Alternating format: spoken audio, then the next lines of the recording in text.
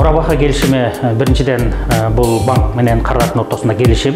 Кардар кайрылат банкка. Мисалы үчүн ипотекага үй алам десе, банкка кайрылат, банк кардардын шартын карап көрөт, киреше булган тастыктап көргөндөн кийин айтат: "Кардар, сиз үйдү таап келиңиз" дейт. Үйдү кардар өзү таап келгенден кийин биз ага айтабыз: "Сиз менен мурабаха келишими түзөбүз.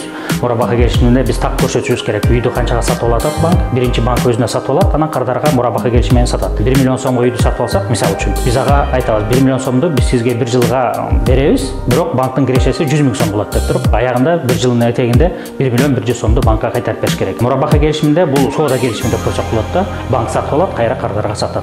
Бул жерде сатып алаткан үй шариаткана жолунда пайдаланыш керек.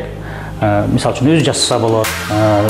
Мисалы үчүн бир үйдү сатып алып туруп аны арак саткан магазин кылганда болбой калат да. Бул үйдү алып туруп төлөй албай калса, банк кардардын шартын карайт сөзсүз түрдө.